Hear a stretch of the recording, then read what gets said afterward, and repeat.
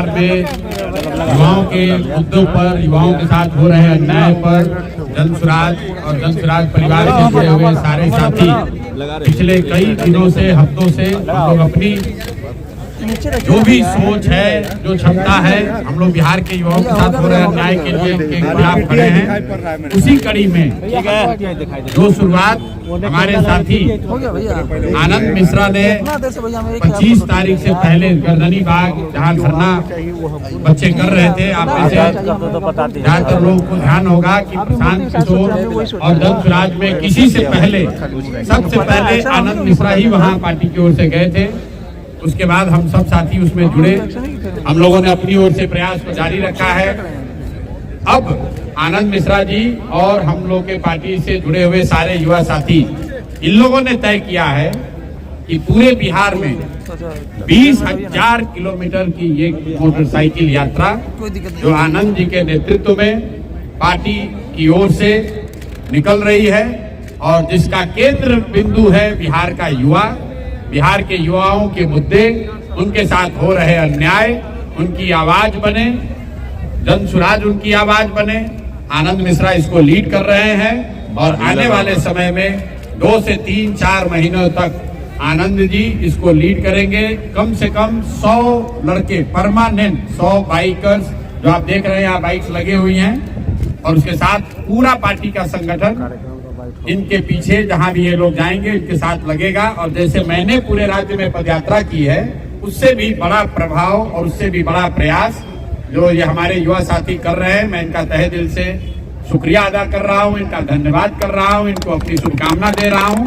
और मैं यहाँ सिर्फ अकेले नहीं हूँ, पार्टी के 150 जो कोर कमेटी, मतलब पार्टी के जो सबसे वरीय साथी हैं, आज सारे लोग यहाँ आए हैं आनंद जी को और इनकी टीम को शुभकामना के देने के लिए।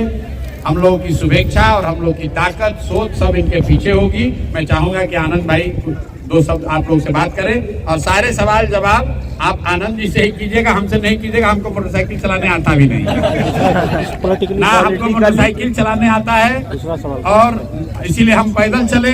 आनंद जी हमसे ज्यादा फास्ट हैं, ज्यादा समझदार हैं, तो ये पूरे बिहार का दौरा मोटरसाइकिल पर कर रहे हैं। तो सारे सवाल जवाब अब आपके आनंद जी से होने चाहिए। Anand ji, thank you so much, thank you so much जी।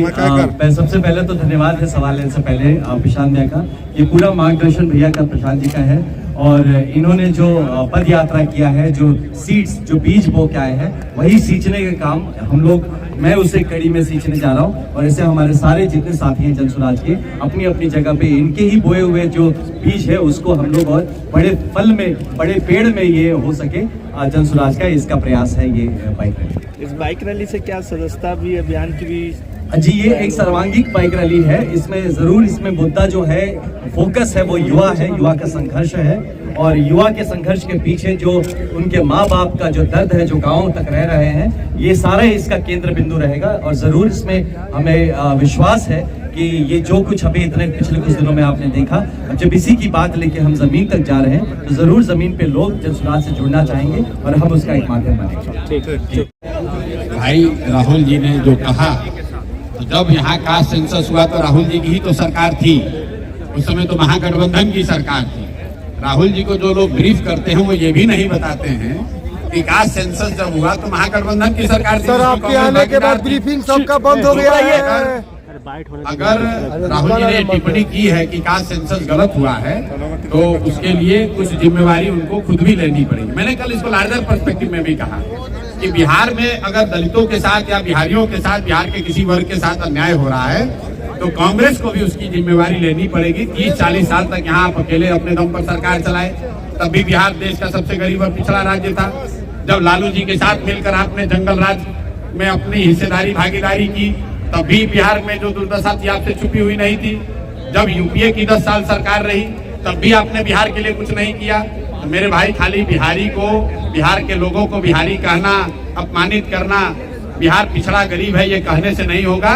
बिहार के लिए आपको कुछ करना भी होगा। बिहार वो दुधारू गाय बन गई है पॉलिटिशियंस के लिए, जो सोचता है कि बिहार से 25-30 को एमपी जीत कर आए, दिल्ली में हमारी सरकार बनी रहे, और बिहारी जैसे रह रहा है वैसे ही रहे।